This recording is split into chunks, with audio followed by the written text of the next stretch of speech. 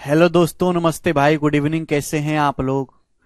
तो हम लोग परसेंटेज पढ़ रहे हैं, प्रतिशत। और आज की क्लास में नहीं, छुट्टी नहीं है।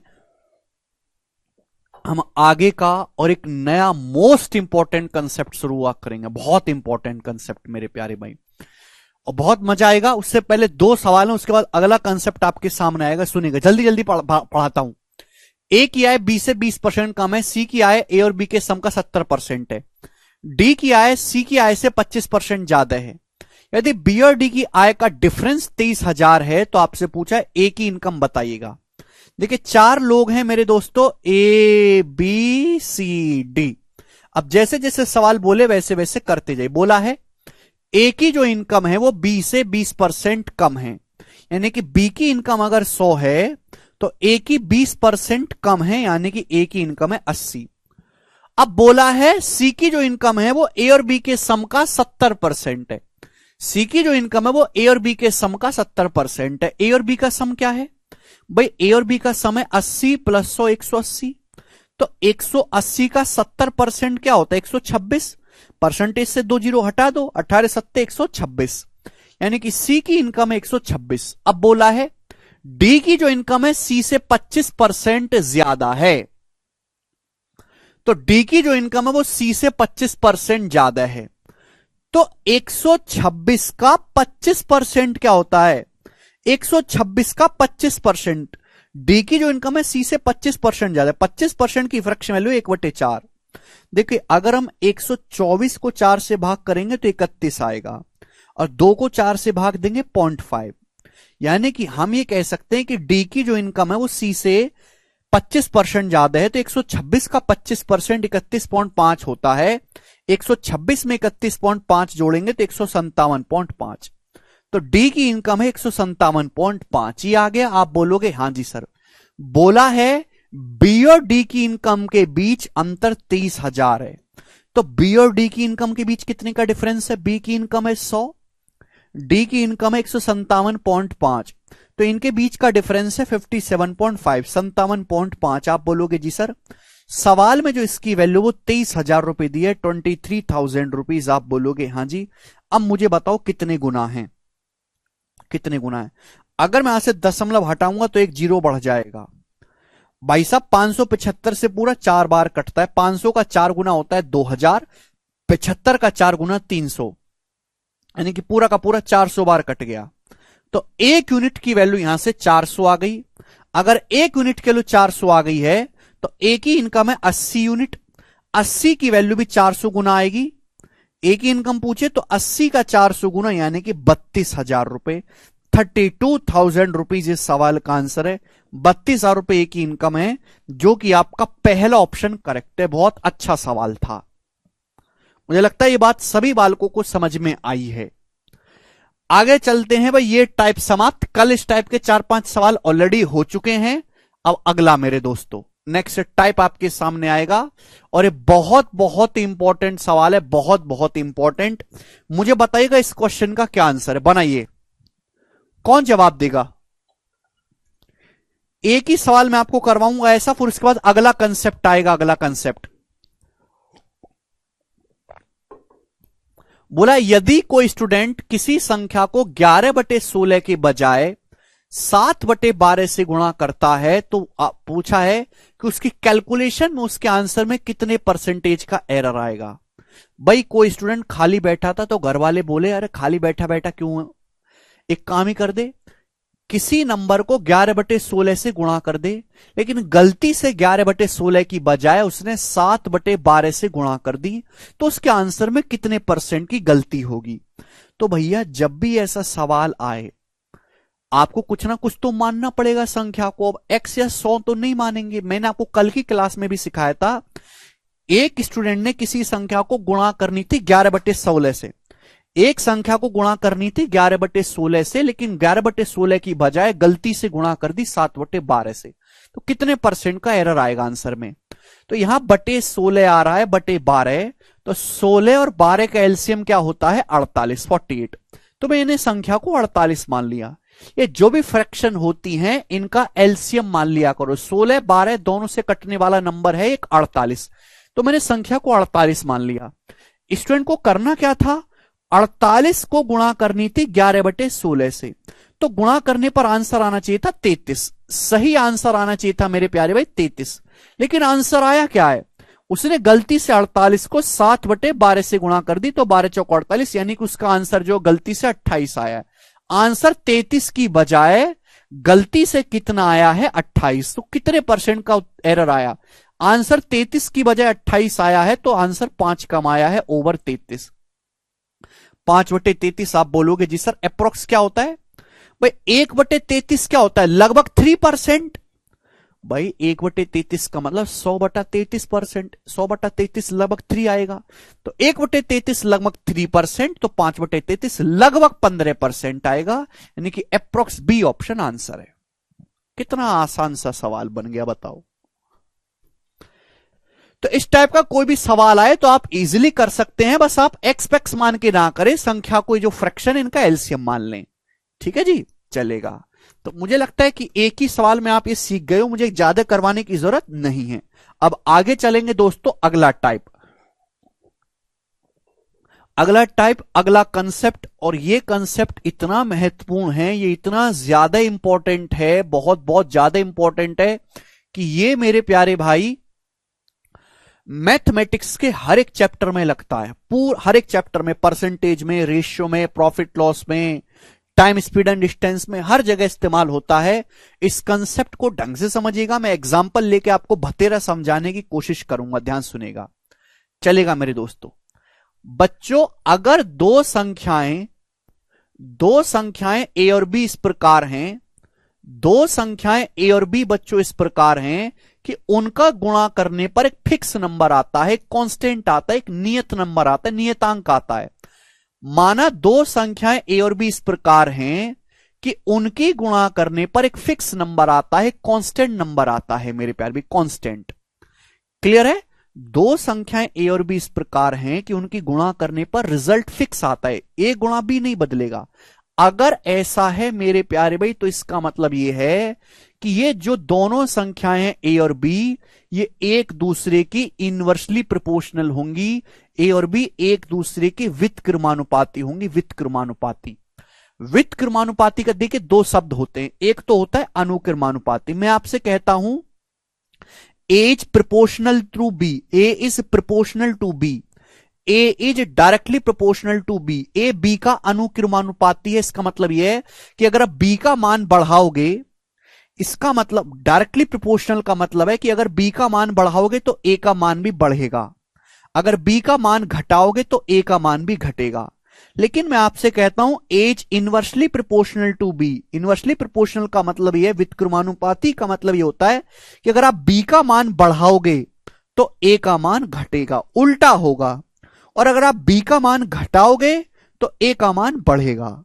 बढ़ना मतलब तीर ऊपर, घटना मतलब तीर नीचे, ये मतलब होता है मेरे प्यारे भाई।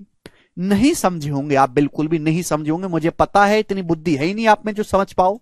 अगर दो संख्याओं का प्रोडक्ट कांस्टेंट है तो इसका मतलब दोनों संख्या एक दूसरे के इनवर्सली प्रोपोर्शनल होती हैं, व्युत्क्रमानुपाती, यानी कि एक संख्या घटाओगे दूसरी बढ़ेगी, एक बढ़ाओगे तो दूसरी घटेगी।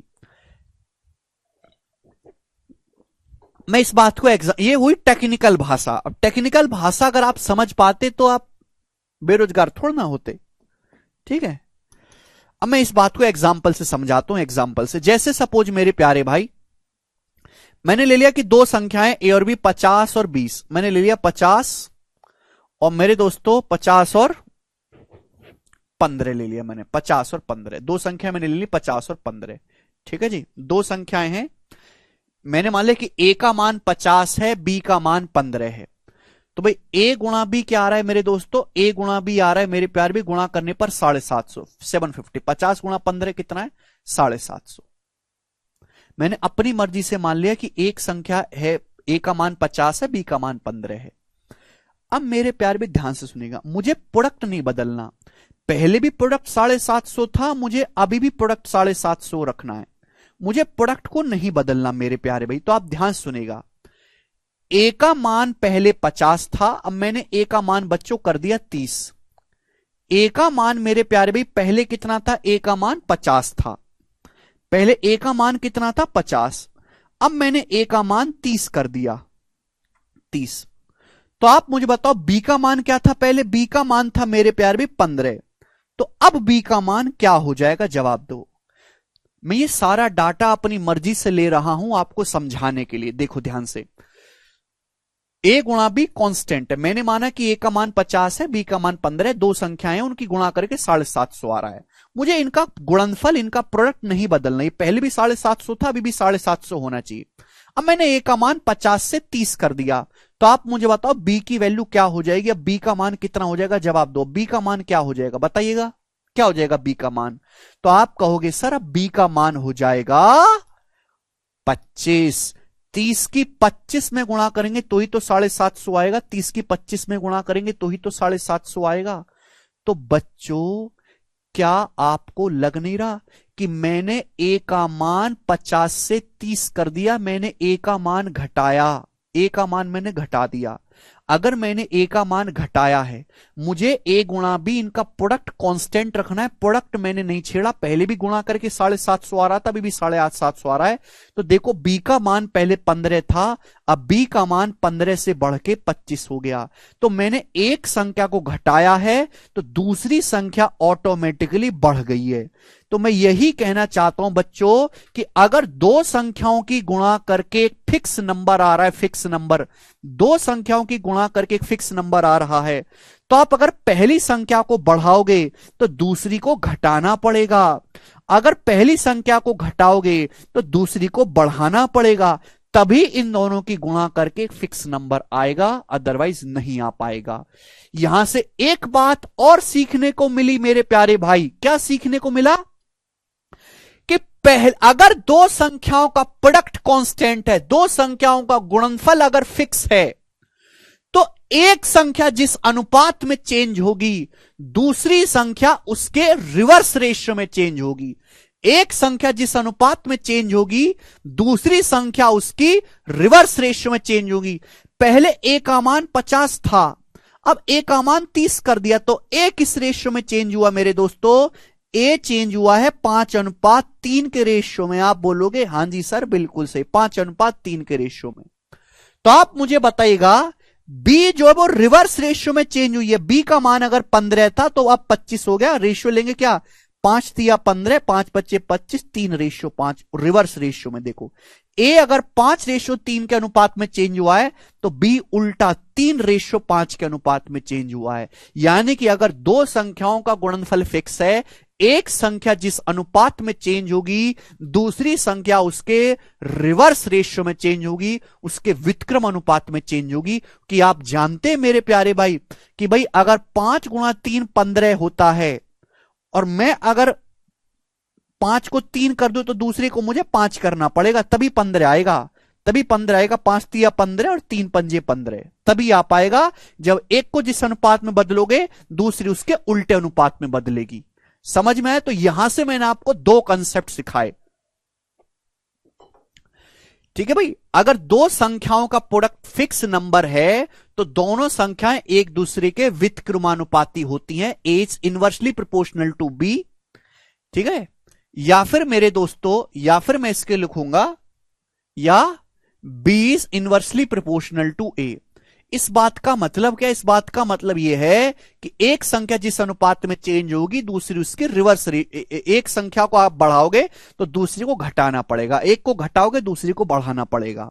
मैंने एग्जाम्पल से यह भी आपको ऑब्जर्व करवाया कि अगर प्रोडक्ट फिक्स है, दो संख्याओं को गुणा करके फिक्स नंबर आ रहा है, एक संख्या जिस अनुपात में बदलेगी दूसरी उसके उल्टे अनुपात में बदलेगी।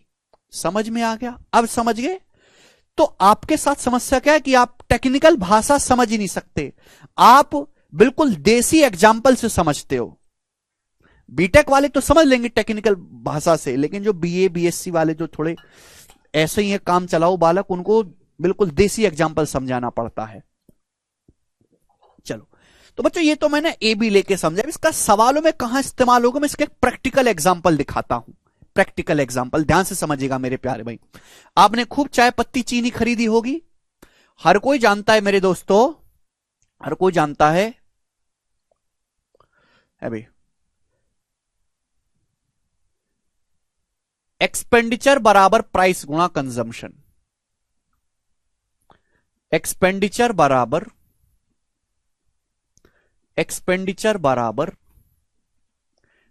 प्राइस गुणा कंजम्पशन।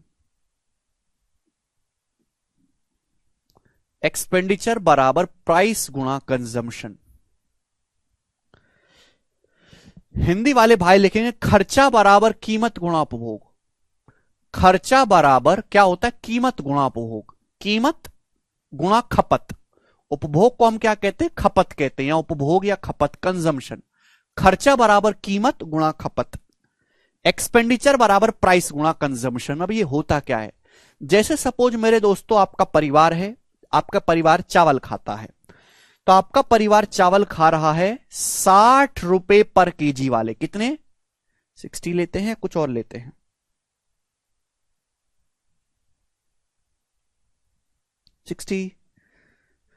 80 ले लेते हैं। आपका परिवार चावल खा रहा है, बढ़िया वाले चावल खा रहा है 80 रुपए पर किलो वाले। कितने रुपए पर किलो वाले? 80 रुपए पर किलो वाले चावल खा रहा है मेरे दोस्तों आपका परिवार। कितना? 80 रुपए पर किलो वाले। आप बोलोगे हां जी सर बिल्कुल सही, हम आपकी बात को समझ रहे हैं, 80 रुपए पर किलो वाले।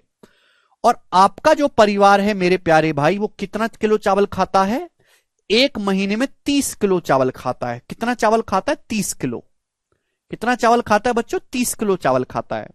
तो आपका परिवार है भैया, खूब भरा पूरा आपका परिवार है, भगवान बनाए रखे। तो 80 रुपए पर किलो वाले चावल खाता है, यानी कि ये होता है प्राइस। 1 किलो चावल 80 रुपए के भाव वाला खा रहा है, और आपका परिवार 30 किलो चावल खाता है। तो आप मुझे बताओ कि एक महीने में 30 किलो चावल खाता है, तो आपका परिवार कितना खर्चा करेगा चावल पे? कितना खर्चा करेगा? जवाब दीजिएगा। आपका परिवार चावल पे कितना खर्चा करेगा? जवाब दीजिएगा, बताओ, जवाब दीजिए, कितना खर्चा करेगा आपका परिवार चावल पे? तो आप कहोगे सर 1 किलो चावल 80 रुपए का आ रहा है, हमारा परिवार 30 किलो चावल खा रहा है, तो हमारा परिवार खर्चा करेगा 2400 रुपए। 2400 रुपीज हमारा परिवार खर्चा कर देगा। बताओ, यही बेसिक नियम है, यही बेसिक नियम है, इसमें तो किसी को कोई डाउट है ही नहीं। और अगर इसमें भी किसी को डाउट है तो वो इंसानों की बस्ती छोड़ के जंगल में चला जाए, जंगल में भालुओं के साथ खेले, है भाई, शेर की जूंछ जो है निकाले, ठीक है ना? समझ में आया? यहां ना रहे, शहरों में या गांवों में ना रहे, वो जंगल चला जाए, यहां उसकी कोई जरूरत नहीं है।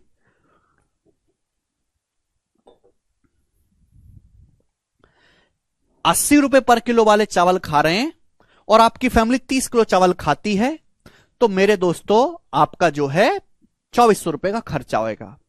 अब सरकार आई मोदी जी की, सरकार आई मोदी गवर्नमेंट, मोदी गवर्नमेंट आते ही चावल का प्राइस बढ़ गया, चावल हो गए महंगे, मोदी जी ने चावल महंगे कर दिए, महंगे। अब चावल का प्राइस हो गया मेरे दोस्तों, चावल का प्राइस अब हो गया 100 रुपए पर केजी, 100 रुपए पर केजी। अब चावल का प्राइस 100 रुपए पर केजी हो गया, 100 रुपीज पर केजी चावल का प्राइस हो गया। क्लियर? आप बोलोगे हां जी सर, यानी कि चावल का प्राइस 80 रुपए पर केजी से 100 रुपए पर केजी हो गया चावल का प्राइस। यहां मैं लिख रहा हूं मेरे दोस्तों प्राइस, पी मतलब प्राइस, ठीक है ना? चावल का प्राइस अगर 80 रुपए पर केजी था तो अब 100 रुपए पर केजी हो गया, तो चावल का प्राइस किस रेशियो में बढ़ गया? 20 चौक 80, 20 पंजे 100, 4:5, क्योंकि चावल का जो प्राइस है मेरे दोस्तों अब 1/4 बढ़ गया, 4 रुपए पर 1 रुपए प्राइस बढ़ गया, 25%। तो भाई मोदी जी की सरकार आते ही चावल महंगा हो गया, 25% मेरे दोस्तों चावल का दाम बढ़ गया। आप भी पूरे ढीठ हो, आप बोले बाढ़ में जाओ, हम पहले भी 2400 का खर्चा करते थे चावल पे, आज भी हम 2400 का ही खर्चा करेंगे, मोदी जी का डंका बजता रहना चाहिए, हम भूखे रह लेंगे, हमें कोई मतलब नहीं, भूखे रह लेंगे हम। पहले भी 2400 खर्चा करते थे, आज भी हम 2400 खर्चा करेंगे, हम दुष्ट आदमी हैं, खर्चा नहीं बढ़ाएंगे बिल्कुल भी। तो चावल 80 रुपए की बजाय अब 100 रुपए का हो गया, 100 रुपए पर केजी का, तो अब थोड़ा कम चावल खाओगे। तो मुझे बताओ कि अब आपकी फैमिली कितना किलो चावल खाएगी? जवाब दीजिएगा। अब आपकी फैमिली कितना किलो चावल खाएगी? जवाब दीजिएगा। तो आप कहोगे सर ₹2400 खर्चा करना है, 1 किलो चावल ₹100 का है, तो आपकी फैमिली 24 किलो चावल खाएगी, 24 किलो। आप देख सकते हैं मेरे प्यारे भाई कि चावल का दाम अगर बढ़ गया है, आपने खर्चा नहीं बदला, तो आपका कंजम्पशन कम हो गया है मेरे प्यारे भाई, आपकी खपत कम हो गई। पहले 30 किलो चावल खाते थे, आज 24 किलो ही चावल खा पाओगे। तो आप मुझे बताओ कंजम्पशन किस अनुपात में चेंज हुआ? पहले एक महीने में भरपेट 30 किलो चावल खाते थे, आज 24 किलो चावल खाओगे, तो कंजम्पशन किस रेशियो में चेंज हुआ? ये 6 से चला जाएगा, 6 पंजे 30, 6 चौक 24। आप बोलोगे हां जी सर बिल्कुल सही। तो देखो रिवर्स रेशियो में चेंज हुआ कि नहीं? दो संख्याओं का प्रोडक्ट कांस्टेंट, इस एग्जाम्पल में एक्सपेंडिचर बराबर प्राइस गुणा कंजम्पशन, ये यहां एक्सपेंडिचर कांस्टेंट है, ये एक्सपेंडिचर नहीं बदला, मैंने खर्चा नहीं बदला। तो बताओ प्राइस जिस रेशियो में चेंज हुआ है 4:5, कंजम्पशन उसके रिवर्स रेशियो में, खपत उसके उल्टे अनुपात में चेंज हुई है। बोलो हुई कि नहीं? यानी कि खपत 5 से 4 होगी, खपत कितनी कम होगी जी? 1/5। और 1/5 का मतलब मेरे दोस्तों 20% आपका जो है कंजम्पशन कम हो गया, 20% डिक्रीज हो गया आपकी खपत। समझ में आ गया? आप बोलोगे जी सर बहुत बढ़िया, ऐसा तो किसी ने समझाया ही नहीं। यानी कि अगर मैं चावल का प्राइस 25% बढ़ाऊंगा, 25%, तो हमें अपना जो खपत है वो 20% कम करनी पड़ेगी, क्योंकि हम अपना खर्चा नहीं बदल रहे।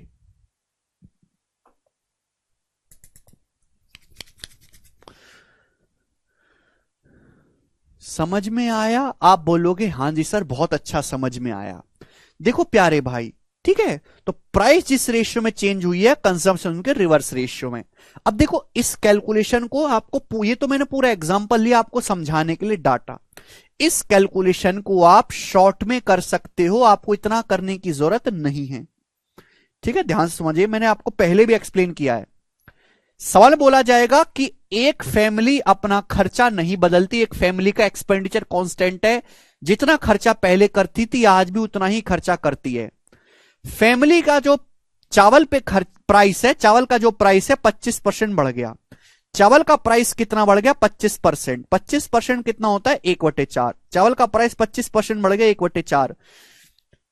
तो भैया चावल का प्राइस 25% बढ़ गया, फैमिली कहती है कि हम अपना जो है खर्चा बिल्कुल नहीं बढ़ाएंगे, तो फैमिली को अपना कंजम्पशन कितना कम करना पड़ेगा?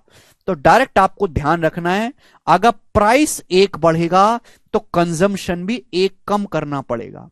प्राइस अगर 1 बढ़ा है तो कंजम्पशन भी 1 कम करना पड़ेगा। बेस वैल्यू क्या आएगी? देखो 4 + 1 5, ये 5 है, 4 + 1 5, तो बेस वैल्यू आएगी 5, 1/5। 1/5 का मतलब होता है 20%, यानी कि फैमिली को अपना कंजम्पशन 20% कम करना पड़ेगा। कम करने का मतलब माइनस लगा रहा हूं, बढ़ने का मतलब प्लस लगा रहा हूं। तो देखो डायरेक्ट है, डायरेक्ट है मेरे दोस्तों, 1/4, ये 1/5। आपको इतना एग्जाम्पल की जरूरत नहीं है, केवल आप परसेंटेज से ही सॉल्व कर सकते हो। समझ में आया? आप बोलोगे हाँ जी सर कैसे? भाई अगर प्राइस 1 बढ़ा है तो खर्चा भी, कंजम्पशन भी 1 करना होगा। बेस वैल्यू क्या आएगी? 4 + 1 5, नीचे 5 आएगा, खत्म। अब सीधा सवालों पे अटैक करते हैं। बड़े प्यार से मैंने आपको समझाया। देखिए पहले मैंने आपको देसी कंसेप्ट लिखा, फिर एक छोटा एग्जाम्पल लिया, फिर मैंने उसको डेली लाइफ से रिलेट करके आपको समझा दिया। अब भी ना आपको समझ में आए तो फिर मैं क्या कहूं यार। कोई कटकना कुत्ता है मोहल्ले में? कटकना, कटकना कुत्ता है कोई मोहल्ले में? उसको जाके छेड़ दो फिर थोड़ा सा, और ऐसा छेड़ना कि तुमको काट ले, ऐसा छेड़ना। ठीक है, अगर अब भी ना समझ में आया हो तो जो मैंने बताया ये करो।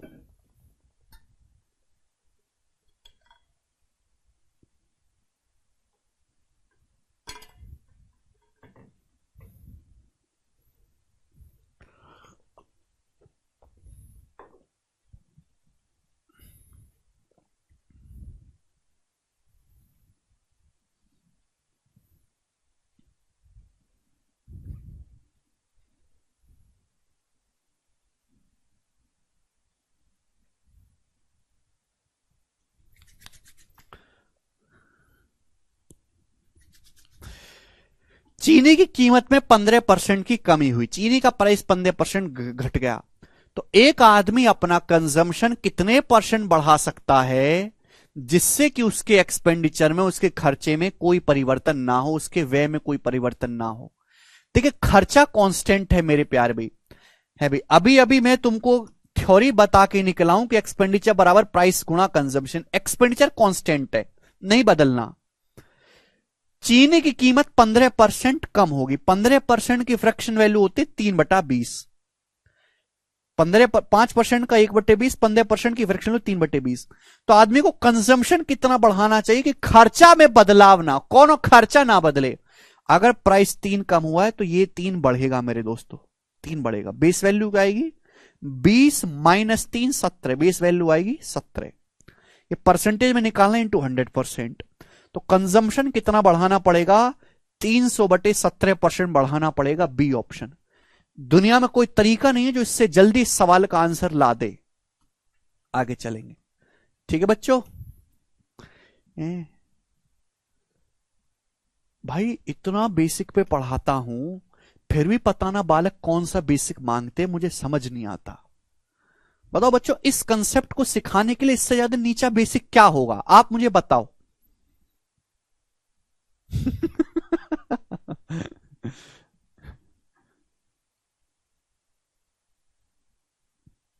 जो मैंने अभी आपको कंसेप्ट सिखाया है ए गुणा बी बराबर कांस्टेंट, इस कंसेप्ट, इस बात को सिखाने के लिए इससे अच्छा एग्जाम्पल, इससे अच्छा लैंग्वेज क्या हो सकती है।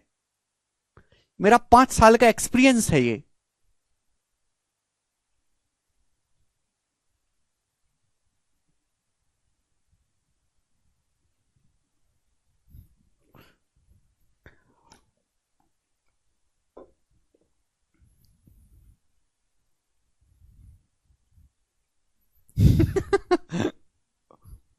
मेरे एक फिल्म लॉन्च कर रहा हूं, मेरी एक फिल्म आ रही है, उसमें डायरेक्टरी में बड़ा लूंगा, राजा मौली को ले लूंगा, या ओम राव ठीक रहेगा जिसने आदि पुरुष बनाई है, टैलेंटेड आदमी है। फिल्म का नाम है एक था बेसिक, एक था बेसिक। उसमें तुम्हें विलन का रोल दूंगा। यदि पेट्रोल की कीमत में 28% की वृद्धि होती है तो उपभोक्ता को खपत में कितने परसेंट की कमी की जानी चाहिए जिससे पेट्रोल पे खर्चा अपरिवर्तित रहे, एक्सपेंडिचर में कोई चेंज ना आए। बताओ, देखो पेट्रोल का प्राइस 28% बढ़ गया, 28% की फ्रैक्शन वैल्यू क्या होती है भाई 4% होता है 1/25, ये 4% का 7 गुना है 7/25, तो पेट्रोल का प्राइस 7/25 बढ़ गया। तो कंजम्पशन को कितना परसेंट कम करना चाहिए मेरे प्यारे भाई। भाई अगर प्राइस 7 बढ़ा है तो 7 कम होगा। बेस वैल्यू क्या आएगी बच्चों 25 + 7 32, बेस वैल्यू आएगी 32, 7/32। देखिए आंसर काफी दूर दूर है मेरे प्यारे भाई। अब एक बात बताओ, 1/16 जो होता है वो 6.25% होता है, 6.25%। तो 1/32 इसका आधा होगा, 16 का आधा 32 आता है, 6.25 का आधा 3.125, 3.125% का 7 गुना अगर मैं करूंगा तो 7 या 21 पॉइंट समथिंग आएगा, 21 पॉइंट समथिंग आएगा। तो ये वाला ऑप्शन है बी ऑप्शन, ये नहीं, बी ऑप्शन आंसर है 21 पॉइंट समथिंग, 21.875 आएगा। मेरे बालक कर रहे हैं बालक सवाल, कितनी खुशी हो रही है मुझे बालकों को सवाल करता देख। ये परसेंटेज की सबसे बेसिक सीट है, करेंगे 85 नंबर सवाल मेरे प्यारे भाई, करो। एक व्यक्ति अपनी चीनी की खपत में 42.84% की वृद्धि करता है, क्योंकि चीनी की कीमत x% से कम हो जाती है। x का मान क्या है, एक्सपेंडिचर रिमेन्स कांस्टेंट, खर्चे में कोई बदलाव नहीं हुआ। एक आदमी चीनी की खपत 42.84% बढ़ा देता है। 42.84% का क्या मतलब है भाई, आपको पता होना चाहिए कि 14.28% होता है 1/7, 14.28% की फ्रैक्शन वैल्यू 1/7 है, तो 42.84% की फ्रैक्शन वैल्यू क्या होता है 3/7। तो एक आदमी ने मेरे दोस्तों अपनी खपत 3/7 बढ़ा दी, कंजम्पशन 3/7 बढ़ा दिया, तो प्राइस को कितना कम करना चाहिए जिससे कि खर्चा सेम रहे? एक संख्या बढ़ाओगे दूसरी घटानी पड़ेगी भाई। अगर ये 3 बढ़ा है तो 3 घटाना पड़ेगा। बेस क्या है मेरे दोस्तों? 7 3 10 बटे 10। अब 1/10 10% होता है, 3/10 30% प्राइस जो है घटा होगा चीनी का। इतना आपको अच्छे से करवा रहे हैं, प्रैक्टिस करवा रहे हैं। सवाल नंबर है आपके सामने 86। ये बताइएगा बच्चों क्या आंसर है इस सवाल का? बहुत अच्छी लैंग्वेज इस सवाल की है, बनाएंगे।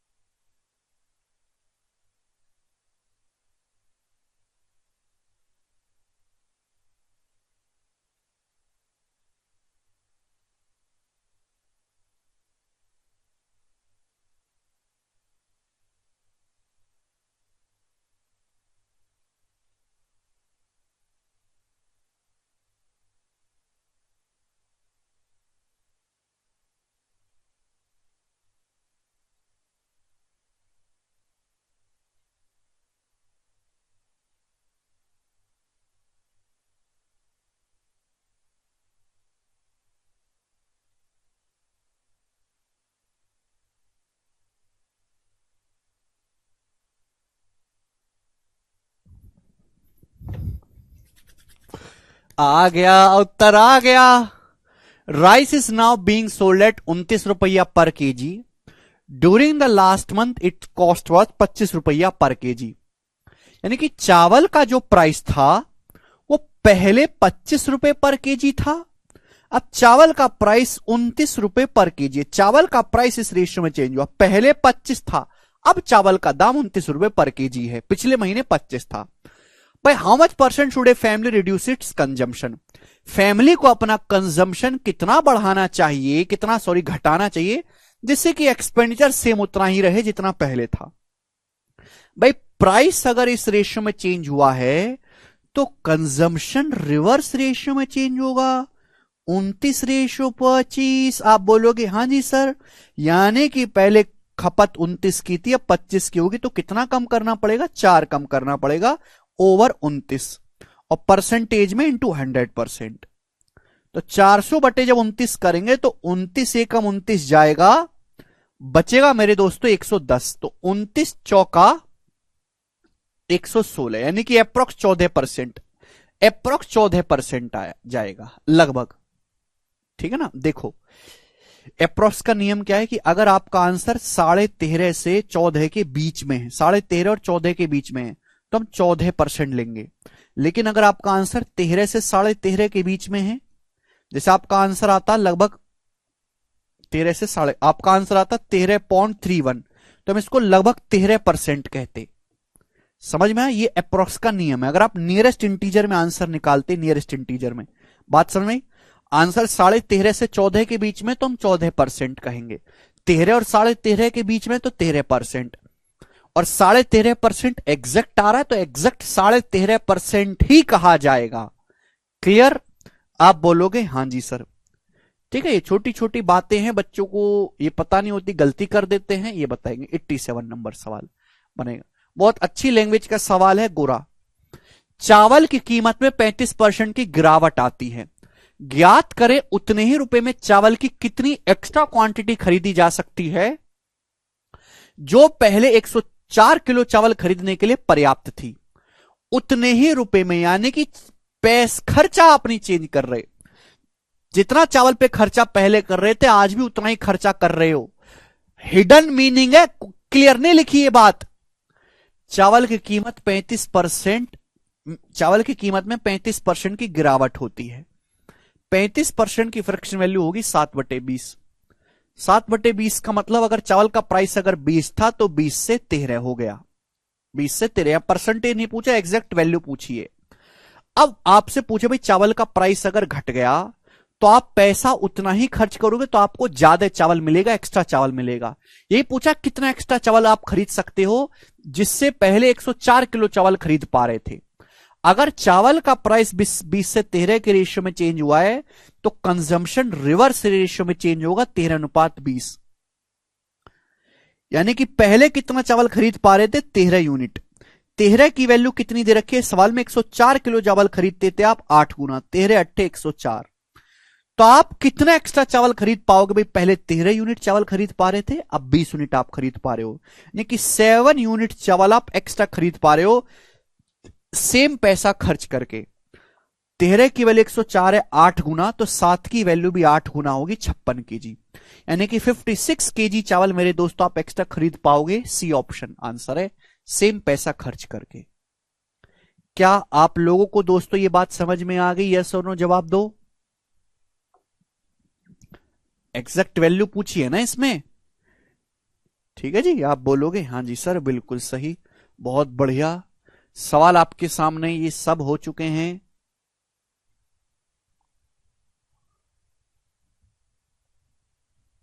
एट्टी 87 आपके सामने सवाल आएगा, 80 बताइएगा, करो।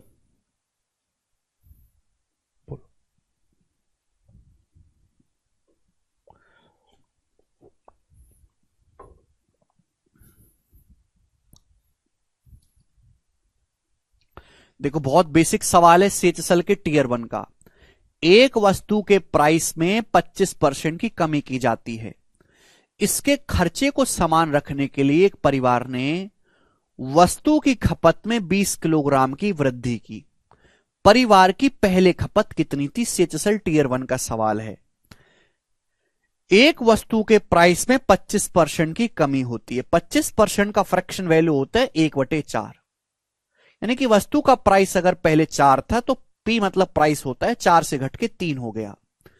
तो भाई आपने खर्चे को सेम रखा है, व्यय समान रखा है, एक्सपेंडिचर सेम रखा है, तो वस्तु की जो कंजम्पशन है, जो खपत है, वो रिवर्स रेशियो में बदल जाएगी, 3:4। यानी कि पहले अगर कंजम्पशन 3 था तो अब कंजम्पशन 4 हो जाएगा, तो कंजम्पशन कितना बढ़ जाएगा? 1 यूनिट। सवाल के अकॉर्डिंग आपको कंजम्पशन कितना बढ़ाना पड़ा? 20 किलोग्राम, तो 1 की वैल्यू 20 किलोग्राम है। आपसे पूछा परिवार की पहले खपत क्या थी, तो परिवार की पहली खपत थी 3 यूनिट, 3 की वैल्यू भी 20 गुना होगी 60 किलो, तो परिवार की पहले खपत 60 किलो थी। ये आंसर है ए ऑप्शन। अगर आपसे बच्चों ये पूछा होता कि परिवार की नई खपत क्या है, अब परिवार कितनी खपत कर रहा है, तो आप निकालते नया कंजम्पशन आता 4, फिर आप 4 की वैल्यू निकालते 80 केजी।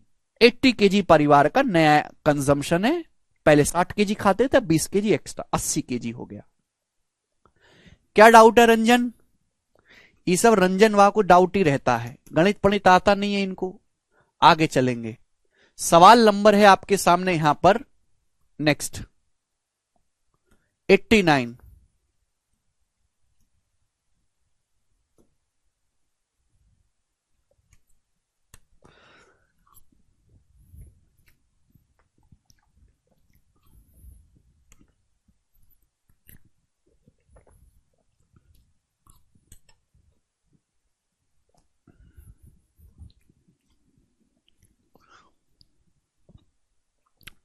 प्रीति कह रहे हैं सर 3 कहां से है। प्रीति तुम्हारा गणित ना एकदम खत्म है।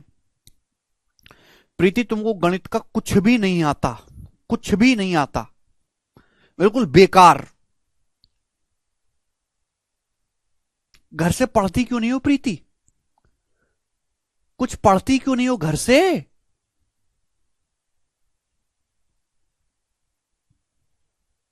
पच्चीस % का मतलब होता है 1/4। 1/4 कम करोगे तो 4 से 1 कम करने पर 3 आता है। 4 में से 1 घटा नहीं पाती।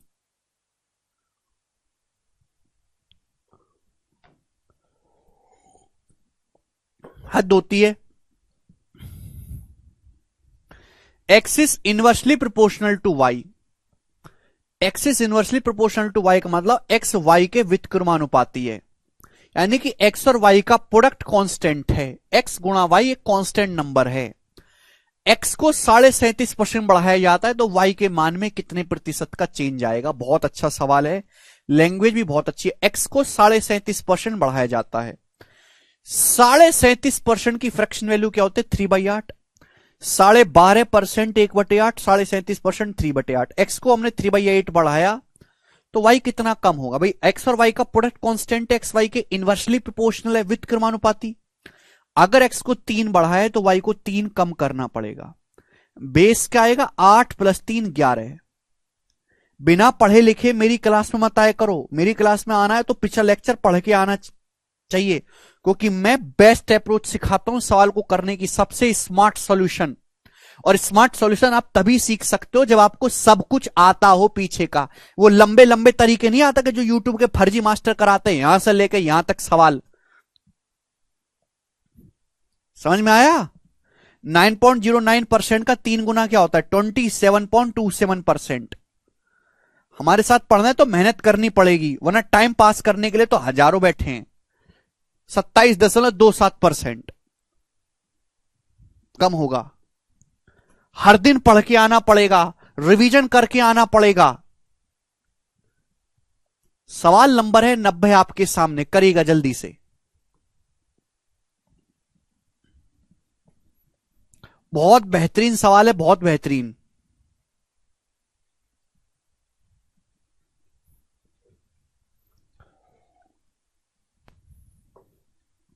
जी अब देखो, ये जो सवाल है एमटीएस के पेपर का है 2020 का। अब कितना देखो, इसी कंसेप्ट के ऊपर सवाल है, कितनी अच्छी लैंग्वेज यहां पे इस्तेमाल की, बहुत अच्छी लैंग्वेज इस्तेमाल की है। सुनो, due to some crisis some people from state A migrated to state B and thereby the population of the second state increases by 19.96%। However at a later stage, बाद में all of them return to state A, बाद में सारे लोग state A में वापस आ गए। तो आपसे पूछा स्टेट बी की पॉपुलेशन कितना % घट जाएगी। अब देखो, ये 19.96% दिया है। अगर आप इसकी फ्रैक्शन वैल्यू बनाओगे या 100 मान के करोगे तो आप पागल हो जाओगे।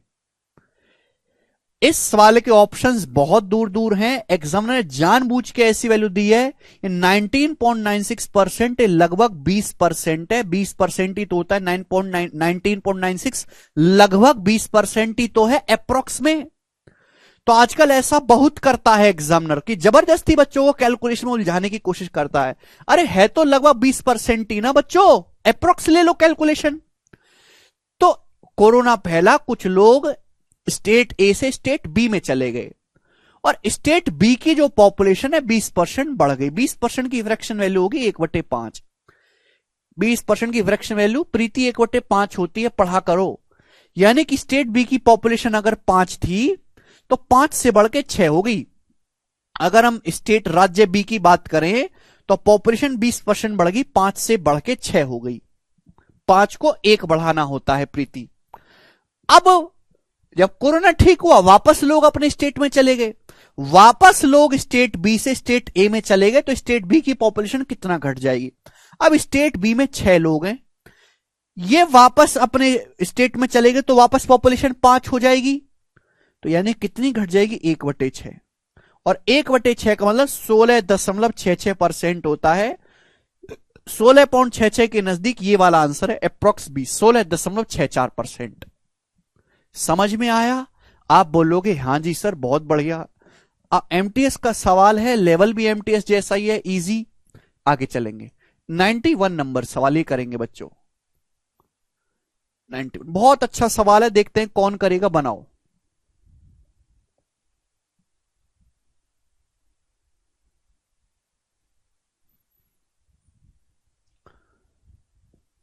Ninety one number.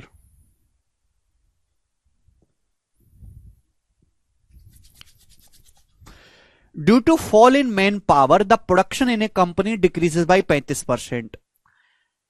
By what percent should the working hours be increase to restore the original production. ये बहुत अच्छा सवाल है, बहुत अच्छी लैंग्वेज है। देखिएगा, आदमी ना सामाजिक प्राणी है और समाज में रहने के लिए कुछ नियम होते हैं और उन नियम में कुछ फॉर्मूले लगते हैं, वो आपको पता होने चाहिए, उनको अलग से लिखवाने की कोई जरूरत नहीं है। जब भी कोई कंपनी बिजनेस करती है तो कंपनी में होता है प्रोडक्शन यानी कि उत्पादन। कंपनी कोई सामान बनाती है, प्रोडक्शन। तो प्रोडक्शन किस पे डिपेंड करता है? प्रोडक्शन डिपेंड करता है कि कंपनी में कितने आदमी काम कर रहे हैं, मैन पावर।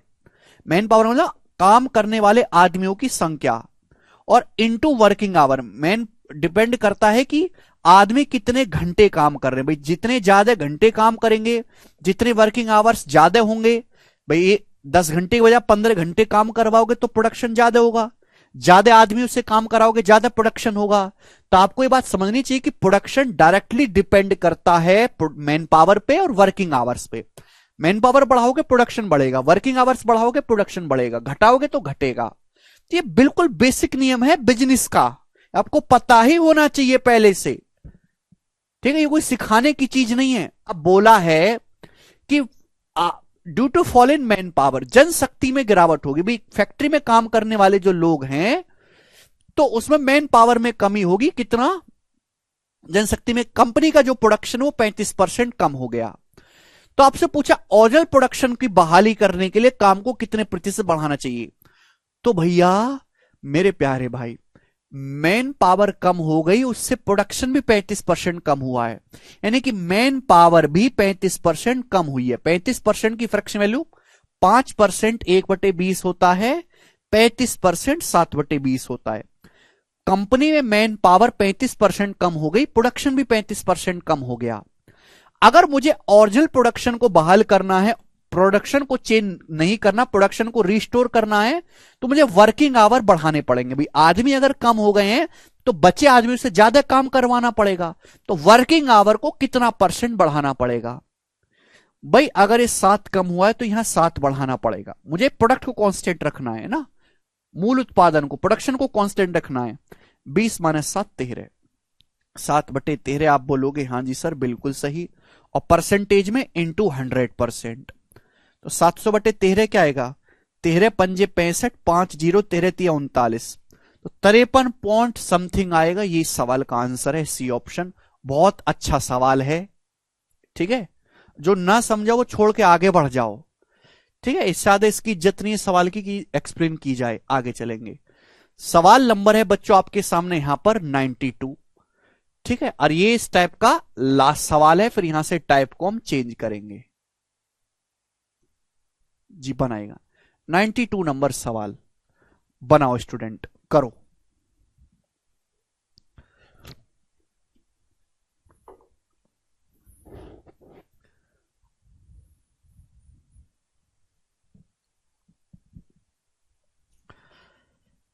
आप कहोगे सर ये एरिया पेरिया कहां से आ गए यहां पे, ये एरिया कहां से आ गया? बिल्कुल है मोहम्मद, जरूरी है। जितना आदमी घटाओगे प्रोडक्शन भी उतना घट जाएगा। पहले 100 आदमी काम करे तो 100 आदमियों के बराबर का काम निकलेगा। अब 100 की बजाय 90 आदमी काम करेंगे तो 90 आदमियों के बराबर ही काम निकलेगा। 10% तो प्रोडक्टिविटी घट गई ना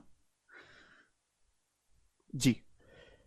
मैंने पहले ही कंसेप्ट को समझाने से पहले ही बोला था कि ये मैथमेटिक्स के हर चैप्टर में लगता है, चाहे प्रॉफिट लॉस हो, मिक्सचर एलिगेशन हो, रेशियो हो, परसेंटेज हो, मेंसुरेशन हो, हर एक में लगता है जी। बोला है एक ट्राइंगल के आधार में 66 सही 2/3% की वृद्धि की जाती है। ट्राइंगल का क्षेत्रफल को स्थिर रखने के लिए, ट्राइंगल के एरिया को कांस्टेंट रखने के लिए उसकी हाइट यानी कि त्रिभुज की ऊंचाई को कितना % कम करना चाहिए। मेरे प्यारे में एक बात बताओ, ट्राइंगल का एरिया क्या होता है जवाब देना। त्रिभुज का क्षेत्रफल आपको पता है, त्रिभुज का क्षेत्रफल होता है बराबर 1/2 आधार गुणा ऊंचाई, 1/2 बेस इंटू हाइट। त्रिभुज का क्षेत्रफल होता है बच्चों 1/2 आधार गुणा ऊंचाई, 1/2 बेस इंटू हाइट। इस बात को हर कोई जानता है। अब मेरे प्यारे भी सुनना, ये 1/2 क्या है, कांस्टेंट है। एरिया तो 1/2 पे डिपेंड नहीं करना, एरिया डिपेंड करता है बेस और हाइट की गुणा पे। बेस बढ़ाओगे त्रिभुज का एरिया बढ़ेगा, हाइट बढ़ाओगे एरिया बढ़ेगा। लेकिन त्रिभुज का क्षेत्रफल डिपेंड करता है बेस और हाइट के प्रोडक्ट पे। पहले आपको इस सवाल को करने से पहले फॉर्मूला आना चाहिए। 1/2 तो कांस्टेंट, उस पर एरिया डिपेंड नहीं करता, एरिया डिपेंड करता है कि त्रिभुज का आधार और ऊंचाई क्या है। आधार ऊंचाई छेड़ोगे तो एरिया चेंज होगा। तो भैया बोला है ट्राइंगल का आधार 66 सही 2/3% बढ़ जाता है। 66 सही 2/3% की फ्रैक्शन वैल्यू होती है 2/3। 33 सही 1/3%, 1/3। 66 सही 2/3%, 2/3। ट्राइंगल का बेस बढ़ गया तो एरिया कांस्टेंट रखना है, एरिया नहीं बदलना, एरिया फिक्स रखना है। तो त्रिभुज की हाइट को कितना % कम करना पड़ेगा, ये वही सवाल बन गया। दो संख्याओं का प्रोडक्ट कांस्टेंट रखना है, एक जिस रेशियो में दूसरी उसकी रिवर्स रेशियो में। भाई अगर बेस 2 बढ़ाया है तो हाइट को भी 2 कम करना होगा। बेस वैल्यू क्या आएगी, 3 + 2 5, बेस वैल्यू आएगी 5। 1/5 20%, 2/5 हो गया 40%। तो ट्राइंगल की हाइट को 40% कम करना पड़ेगा। ये सवाल का आंसर है, बी ऑप्शन एकदम सही है। सभी बच्चे समझ पाए हैं, बी ऑप्शन। ठीक, मुझे लगता है ये बात आपको समझ में आई। और ये वाला टाइप समाप्त, अब टाइप चेंज करेंगे, ठीक है ना। नेक्स्ट, अलग अलग लैंग्वेज के मैंने आपको देखो इस टाइप के 10-12 करवाए, क्योंकि ये बहुत ज्यादा पेपर में आता है। लेकिन 10-12 सवालों में हर सवाल में लैंग्वेज और डाटा अलग अलग है, जिससे कि आप सीख पाओ। इसलिए तो मैं कहता हूं कि केवल शीट लगा लो और कुछ मत करो। शीट से बाहर पेपर ना था, ना है, ना कभी होगा।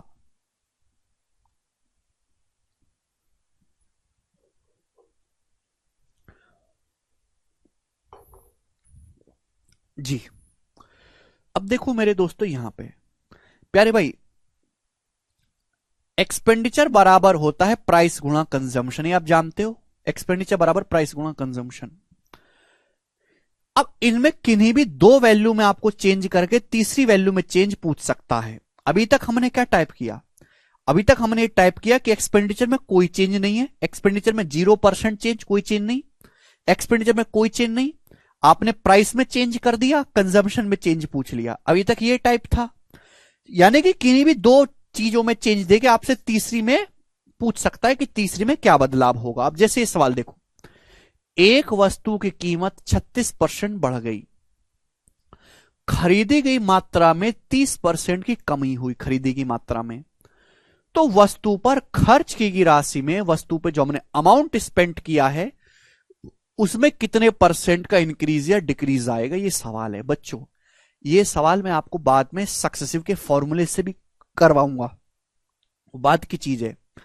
अभी मैं जो आपको इस कंसेप्ट समझना चाह रहा हूं वो देखो। देखिए, जब भी आप कोई वस्तु खरीदते हैं तो वस्तु खरीदने पे आपको करना पड़ता है अमाउंट स्पेंड, खर्चा करना पड़ता है। अमाउंट स्पेंड मतलब वस्तु पे किया गया खर्चा। वो कैसे निकलता है, वो निकलता है कि वस्तु का प्राइस क्या है, वस्तु का प्राइस क्या है इनटू जो आपने क्वांटिटी परचेस करी है, वो वस्तु कीमत क्या है और आपने कितनी क्वांटिटी मेरे दोस्तों खरीदी है।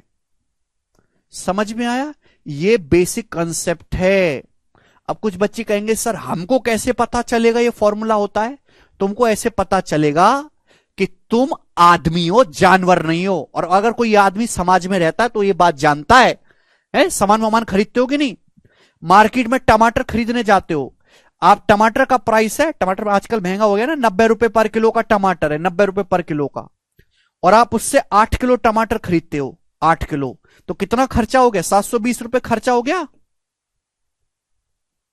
बोलो, अब इस सवाल में क्या बोला है कि वस्तु की कीमत 36% बढ़ गई। देखो वस्तु का प्राइस मेरे दोस्तों 36% बढ़ गया, 36%, 36%। और इस वस्तु की जो मात्रा आप खरीद रहे थे, क्वांटिटी जो खरीद रहे थे, वो 30% कम हो गई, वो 30% कम हो गई। तो वो खर्च की गई राशि में जो आप पैसा खर्च करो उसमें कितने प्रतिशत का बदलाव आएगा, बताओ ये कैसे निकलेगा मेरे प्यारे भाई। तो भाई आप यहां पे सीधा सीधा कंसेप्ट देख पा रहे हैं कि अमाउंट जो है वो किसके बराबर, प्राइस गुणा क्वांटिटी के। भाई ये सवाल तो तभी सॉल्व होगा ना जब मैं प्राइस और क्वांटिटी के रेशियो की आपस में गुणा कर दूंगा। भाई किसी वस्तु का प्राइस 36% बढ़ गया, 36% की फ्रैक्शन वैल्यू होती है 4%, 1/25, 36% होता है 9/25। यानी कि वस्तु का अगर प्राइस पहले 25 रुपए पर किलो था तो 25 से 9 बढ़ के 34 हो गया। ये मैं बात कर रहा हूं इनिशियल, ये मैं बात कर रहा हूं फाइनल। ये पहले अगर वस्तु का प्राइस 25 रुपए पर किलो था तो 25 से 9 बढ़ के 34 हो गया। क्लियर। क्वांटिटी जो आप परचेस कर रहे हो वो 30% घट गई। 30% की फ्रैक्शन वैल्यू होती है 3/10। यानी कि पहले अगर आप 10 किलो टमाटर खरीद रहे थे 10 किलो, तो आज 3 किलो कम खरीद रहे हो 7 किलो। तो हमने कुछ नहीं किया, प्राइस का जो रेशियो है और जो आप क्वांटिटी खरीद रहे हो उसका जो रेशियो है, हमने दोनों रेशियो की गुणा कर दी। तो ये किसका रेशियो आ गया, ये इनिशियल जो आप खर्चा कर रहे थे, अगर शुरुआत में खर्चा इतना था तो अब खर्चा इतना। ये इनिशियल खर्चे और फाइनल खर्चे का रेशियो आ गया। बोलो समझे। भाई एक वस्तु का प्राइस पहले 25 रुपए था, अब 34 हो गया, 34। पहले आप 25 रुपए पर किलो के टमाटर थे, आज 34 रुपए पर किलो हो गए। पहले आप 10 किलो टमाटर खरीद रहे थे, आज आप 7 किलो टमाटर खरीद रहे हो। तो पहले खर्चा हो रहा था इतना, आज खर्चा हो रहा है मेरे दोस्तों ये। समझ में आया। तो इनिशियल खर्चे और फाइनल खर्चे का डायरेक्ट क्या आ गया, रेशियो। तो भाई जब भी ऐसा सवाल आए आपसे ये पूछा है तो दोनों के रेशियो की सीधी सीधी गुणा करनी है। बताओ बच्चों किससे जा रहा है, 2 से। 25 2 शाम 200, 250 है ना, 2 से काटेंगे 125, 2 से जाएगा 17 बार, 17 7 119। आप बोलोगे हाँ जी सर बिल्कुल सही, कोई प्रॉब्लम नहीं, 119। ठीक है। यानी कि खर्चा 125 से 119 हो गया, तो कितना डिक्रीज हो गया मेरे दोस्तों, 6 डिक्रीज हो गया ओवर 125। ठीक है ना, परसेंटेज में इंटू 100%। तो ये 25 चौका 100, 24/5, 24/5 आ गया 4.8%। तो 4.8% डिक्रीज हो गया आपका खर्चा, और ये आंसर है डी ऑप्शन। मुझे लगता है कि आप ये बात समझ पाए हैं। नहीं समझ पाए तो भाई मैं कुछ नहीं कर सकता तुमको समझाने के लिए, कृपया बाहर में जाएं। सवाल नंबर आपके सामने करेंगे 94, बताइएगा, करो।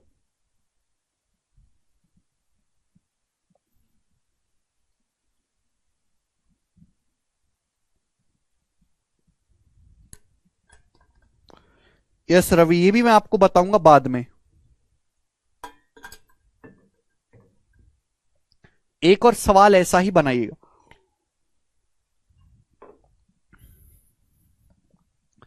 देखो ये जो मैंने सवाल में लिखा है ना, ये जो मैंने इतना सब कुछ लिखा है कि मैंने आपको समझाने के लिए लिखा है। ये कुछ भी सवाल के सॉल्यूशन में नहीं लिखा जाएगा, केवल इतना सॉल्यूशन होगा इस सवाल का।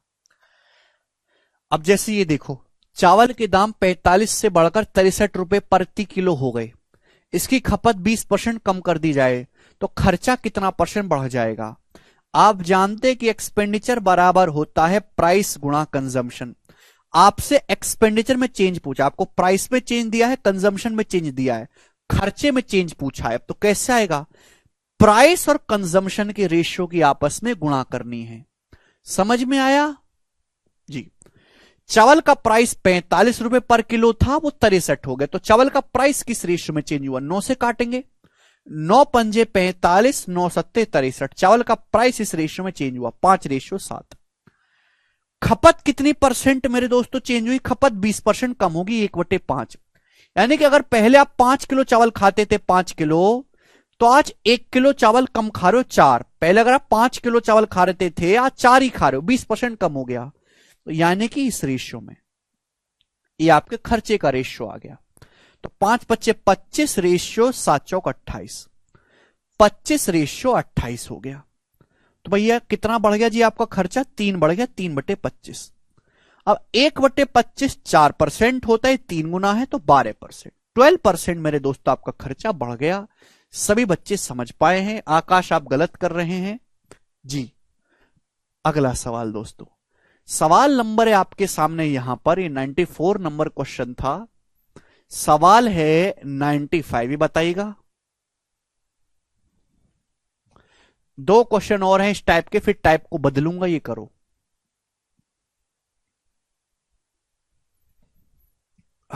थक गया भाई आज बहुत।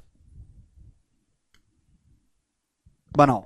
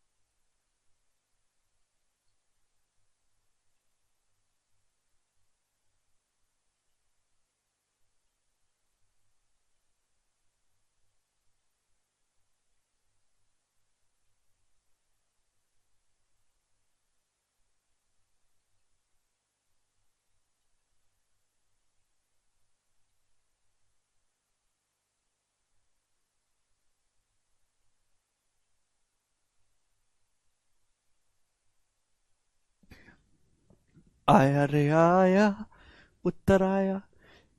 बशीर के वर्किंग आवर पर डे 15% बढ़ जाते हैं, और उनका जो वेजिस वेजिस पर आवर है, प्रति घंटे की जो कमाई है वो 20% बढ़ जाती है।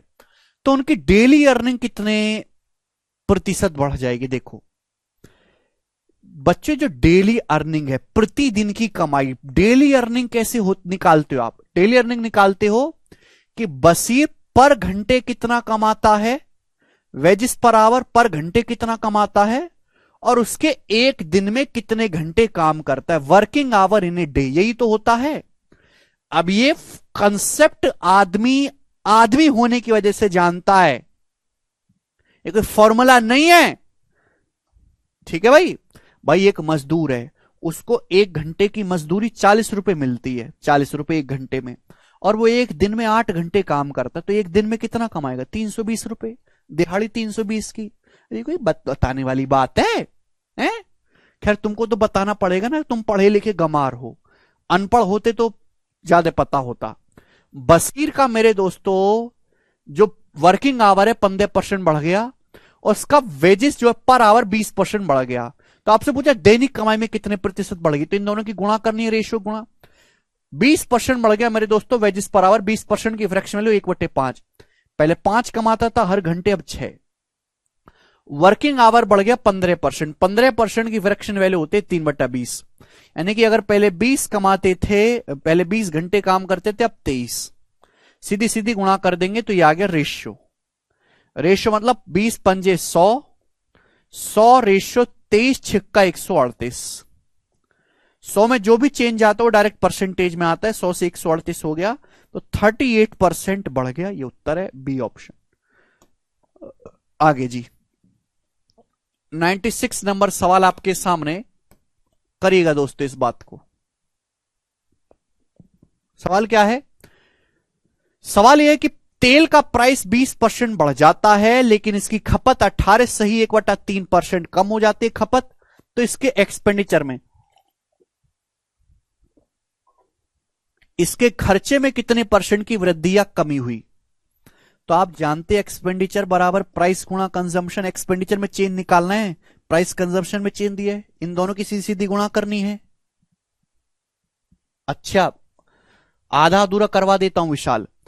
तेल का मूल्य 20% बढ़ गया, 20% का फ्रैक्शन वैल्यू होता है 1/5। 1/5 मतलब तेल का प्राइस है 5 था तो 5 से 6 हो गया। कंजम्पशन 18 सही 1/3% कम हो गया। 18 सही 1/3% का मतलब होता है 10%, 1/10, 8:1/3%, 1/12।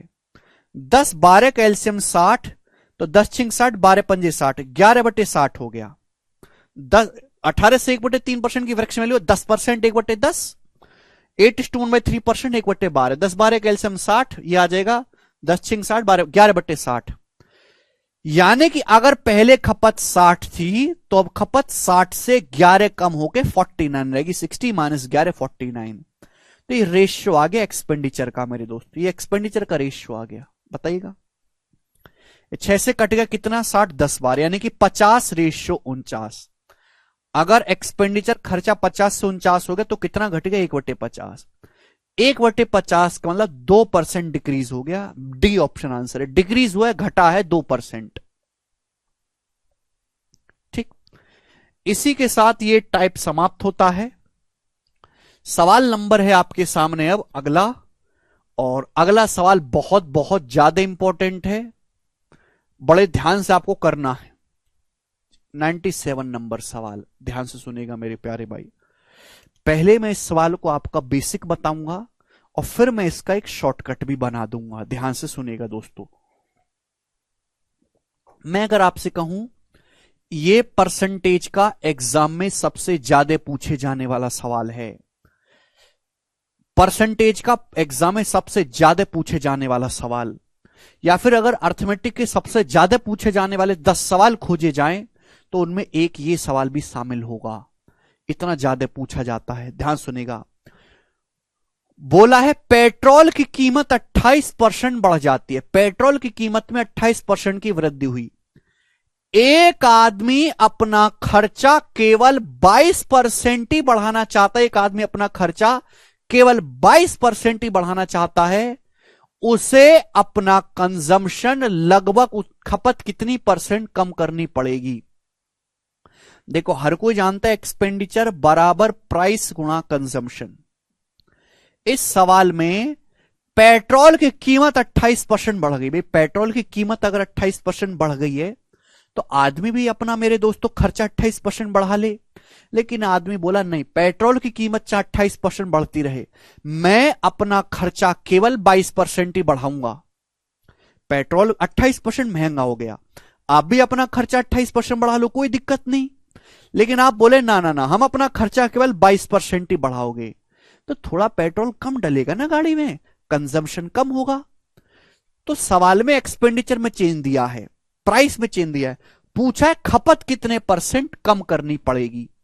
तो आपको कंजम्पशन में चेंज निकालना है। कैसे आएगा? कंजम्पशन बराबर हो जाएगा एक्सपेंडिचर बटे प्राइस, यानी कि आपको एक्सपेंडिचर के रेशियो को प्राइस के रेशियो से भाग करना है, डिवाइड करना है। अब आप मुझे बताओ पेट्रोल पे एक आदमी कितना खर्चा बढ़ाना चाहता है? केवल 22%। 22% खर्चा बढ़ाना चाहता है खर्चे को, यानी कि अगर खर्चा पहले 100 था तो 100 से बढ़ के 122 हो गया, 122। प्राइस कितना बढ़ गया पेट्रोल का? 28%। पेट्रोल का प्राइस 28% बढ़ गया, यानी कि प्राइस अगर पहले 100 था तो प्राइस 100 से बढ़ के 128 हो गया। तो मैं जानना चाहता हूं कि कंजम्पशन में कितना चेंज आया, कंजम्पशन खपत में कितना चेंज आया, जवाब दीजिएगा। तो एक्सपेंडिचर के रेशियो को प्राइस के रेशियो से भाग देंगे, ये इस दोनों रेशियो को भाग देंगे। अब 100 को 100 से भाग देंगे, 1 आएगा, 1 रेशियो 122 बटे 128 आप बोलोगे हाँ जी सर बिल्कुल सही। अब ये बटे 128 आ रहा है तो पूरे रेशियो को 128 से गुणा कर देते हैं, पूरे रेशियो को, तो ये हो जाएगा 128 रेशियो 122। ये आ गया जी कंजम्पशन का रेशियो, यानी कि पहले कंजम्पशन 128 था तो अब कंजम्पशन 122 हो गया। बच्चों में कहना चाहता हूं कि ये सवाल सबसे ज्यादा पेपर में पूछे जाने वाला सवाल है। ये पेपर में बार बार आएगा, हर बार आएगा, लैंग्वेज भी यही रहेगी, केवल डाटा बदला जाएगा। तो भैया इस सवाल के स्टेप भी यही रहेंगे और स्टेप करने पर यही आने वाला है। तो ये मैं एक शॉर्टकट बना देता हूं, आपको इतना, ये तो था बेसिक, आपको इतना करने की जरूरत नहीं, ना ये लिखने की जरूरत है ना ये कुछ लिखने की जरूरत है। आपको एक्सपेंडिचर में चेंज दिया है, प्राइस में चेंज दिया, आपको कंजम्पशन में चेंज पूछा है, कंजम्पशन में पहले प्राइस पकड़ना है, पहले क्या पकड़ना है, कीमत। कीमत 28% बढ़ी है तो 100 प्लस 28 128। फिर आपको खर्चा, पहले प्राइस पकड़ना है, पहले प्राइस आएगा, 28% बढ़ा है, 100 प्लस 28 128। खर्चा 22% बढ़ा है तो 100 प्लस 22 122। डायरेक्ट रेशियो आएगा 128 रेशियो 122। यानी कि मेरे दोस्तों कंजम्पशन कितना कम हो गया, 6। 128 से 6 कम हो गया। परसेंटेज में कितना आएगा, सारे ऑप्शन 5% के नजदीक हैं। अगर मैं 128 का 5% निकालूं, 5%, तो आएगा 6.4। ये तो 6 है, यानी कि आंसर 5% से कम आएगा, तो ये दोनों उत्तर नहीं है भाई। 128 का 5% 6.4 होता है, 5%, 128 का 5%, बेस 128 है ना, ये 6 है मेरे दोस्तों। 6.4 से 0.4 कम है, 0.4 कम है, 0.4, 6.4 में 0.4 घटाएंगे तो ही तो 6 आएगा। 128 अगर 100% की वैल्यू है तो 6 कितना परसेंट है, अब बताओ 0.4 क्या होगा। अभी 4.9 है, 4, अगर मैं 128 का 1% निकालूं तो 12.8। 128 का 1% 1.28 आएगा, 1% 1.28, 1.28 से तो काफी कम है, तो यानी कि ये नहीं आएगा मेरे दोस्तों, ये उत्तर है। अगर भैया 128 का, मेरे प्यारे भाई, मैं 1% निकालूं 128 का 1%, तो ये होता है 1.28, 1%। तो 128 का 0.1% क्या आएगा, ये होगा 0.1%। 0.128 का लगभग 3 गुना करोगे तो ये आएगा, यानी कि 0.3% है लगभग। 128 का 0.3% होगा, लगभग 4। तो आंसर लगभग 4.7% के नजदीक आएगा। नहीं समझ में आया होगा तुमको तो तुम ट्रेडिशनल कर लो, नहीं समझ में आएगी तुमको ये कैलकुलेशन, इसके लिए दिमाग चाहिए, दिमाग। दिमाग तुम लोगों ने बेच के खा लिया है। आगे चलेंगे, अगला सवाल ये बताइएगा, बहुत इंपॉर्टेंट सवाल है ये वाला। पेट्रोल का प्राइस 19% बढ़ जाता है। सुनीता पेट्रोल पे अपना खर्चा केवल 12% बढ़ाने का इरादा रखती है, तो उससे पेट्रोल की खरीद पर उसकी खपत को कितना कम करना होगा, कंजम्पशन में चेंज पूछा है। पेट्रोल का कीमत 19% बढ़ जाता है तो पहले कीमत लिखेंगे 100 प्लस 19 119। सुनीता पेट्रोल पर अपना खर्चा केवल 12% अतिरिक्त बढ़ाने का खर्च इरादा रखती है, तो 100 प्लस 12 112। ये कंजम्पशन का रेशियो आ गया मेरे प्यारे भाई। आप बोलोगे हाँ जी सर, डायरेक्ट शॉर्टकट अभी समझाया मेरे दोस्तों। एक कट रहा है क्या अभी, 7 से 17 सत्ते 119, 16 सत्ते 112, यानी कि कंजम्पशन 17 से 16 हो गए तो कितना डिक्रीज हो गया, 1/17। और 1/17 अगर आपको याद हो तो मैंने लिखवाया था अप्रोक्स 5.88% होता है। 5.88% मतलब लगभग 6% आएगा, अप्रोक्स 6% कम करना पड़ेगा। मुझे लगता है कि आप इस सवाल को कर पाओगे, बहुत बेसिक सवाल है, ठीक है ना। तो मैंने इसका बेसिक से आपको समझाया है, ये बताइएगा जल्दी से, करो जरा। इतना मैं आपको प्रैक्टिस कराऊंगा कि घर पे कुछ करना ही नहीं है, केवल क्लास में पढ़ना और मौज लेनी है।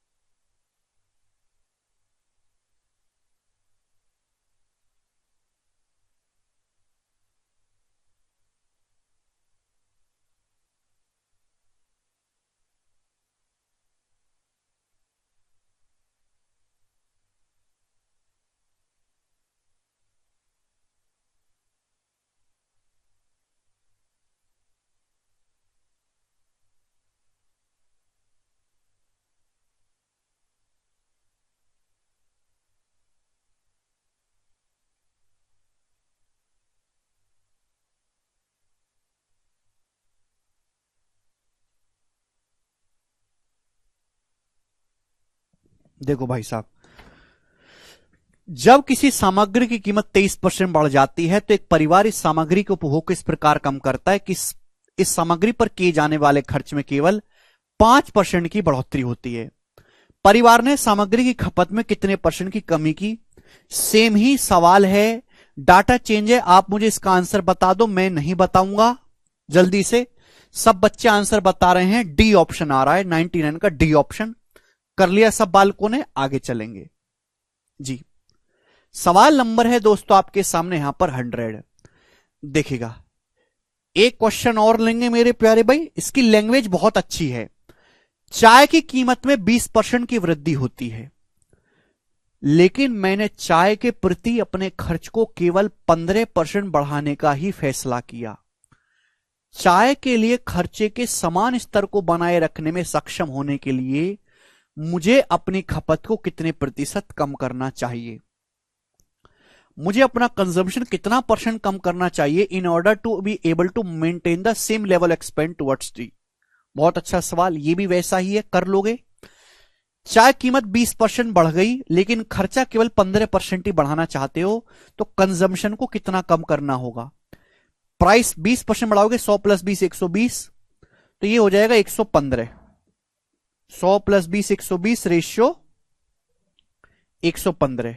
ठीक है जी। ये 5 से चला जाएगा कितनी बार? 120 24 बार, ये 23 बार। तो कंजम्पशन 24 से 23 होगा, कितना डिक्रीज हो गया? 1/24। और 1/24 होता है 4.16%, यानी कि लगभग 4.2% आ गया आंसर। समझ में आप बोलोगे हां जी सर बिल्कुल सही, कोई भी प्रॉब्लम नहीं है। ठीक है, आगे चलेंगे। सवाल नंबर है आपके सामने यहां पर 101। ये करिएगा जरा सवाल।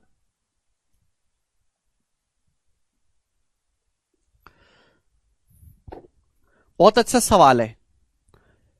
Price of petrol increases from 60 रुपए पर लीटर टू 75 रुपए पर लीटर।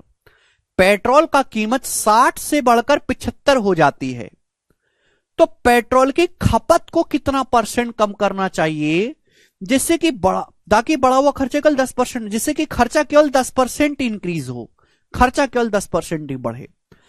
आपको इस सवाल को सॉल्व करने के लिए कंजम्पशन में चेंज निकालना है, खपत में। पेट्रोल की कीमत 60 रुपए पर लीटर से बढ़कर 75 रुपए पर लीटर हो जाते, तो पेट्रोल की कीमत कितनी बढ़ती है? 15/60। 60 रुपए पर 15 रुपए बढ़ती है, यानी कि 25%। तो पेट्रोल ये 60 रुपए से 75 बढ़ गया, तो पेट्रोल की कीमत अल्टीमेटली 25% बढ़ी है, 25%। तो ये बोला कि खपत को कितना परसेंट कम करें कि खर्चा केवल 10% ही बढ़े। बस सीधी सीधी भी बोली जा सकती थी, यहां घुमा के बोली है। तो पेट्रोल का प्राइस अगर 25% बढ़ गया, 100 प्लस 25 125, खर्चा केवल 10% ही बढ़ना चाहिए। 100 प्लस 10 110। आप बोलोगे हां जी सर बिल्कुल सही। तो बताओ कितना कम करना होगा मेरे प्यारे भी, जवाब दीजिएगा। देखो, अगर आप बेस को 100 बना लेते हैं तो डायरेक्ट आंसर परसेंटेज में आता है। 125 है, 125 गुणा 8 1000 होता है। अगर 125 की 0.8 में गुणा करेंगे तो 100 आता है। अगर मैं बेस को 100 बनाऊंगा तो डायरेक्ट आंसर परसेंटेज में आएगा। मैं पूरे को 0.8 से गुणा कर देता हूं। 125 गुणा 0.8 100, और 110 की 0.8 में गुणा करेंगे 88, यानी कि कंजम्पशन 100 से 88 हो गया, तो कितना डिक्रीज हो गया? 12%। ए ऑप्शन आंसर है, 12% डिक्रीज हो गया। बड़ा बेसिक सवाल बना है आपके लिए। आगे चलेंगे। सवाल नंबर है दोस्तों आपके सामने यहां से 102 नंबर। ये करेगा जल्दी से। हाँ जी, CHSL टीयर 1 का सवाल है 2022 का। बनाओ।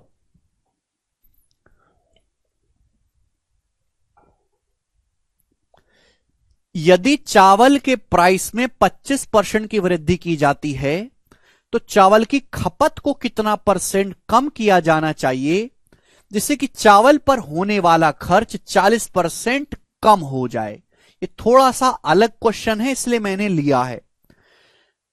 चावल का प्राइस 25% बढ़ जाता है तो चावल पर होने वाला खर्च कितना परसेंट कम करना चाहिए? चावल की खपत को कितना परसेंट कम करना चाहिए जिससे कि खर्च 40% कम हो जाए? तो भैया पहले हम फोकस करेंगे प्राइस पे। प्राइस 25% बढ़ गया 125, फिर मेरे दोस्तों एक्सपेंडिचर, एक्सपेंडिचर 40% कम हो गया, 40% कम करोगे तो 100 माइनस 40 60 ही आ गया मेरे दोस्तों। बेस को 100 बनाने के लिए डायरेक्ट 0.8 से गुणा कर दो तो आएगा 125 की 0.8 में गुणा 100 और 60 की 0.8 में गुणा 48। तो 100 से 48 हो गया तो कितना डिक्रीज हो गया, 52% मेरे दोस्तों खपत को कम करना पड़ेगा। ये आंसर है, बहुत बेसिक। 100 से 48 कितना कम है, 52 कम है, डायरेक्ट परसेंटेज में आएगा। देखो ये जितने भी सवाल हैं ये पेपर में बहुत इजी डाटा के हैं, लेकिन अगर सवाल में एग्जामिनर डाटा बहुत टिपिकल कर दे, जैसे कि मेरे दोस्तों ये कर दिया, उसने इस तरीके से कर दिया मेरे प्यारे भाई,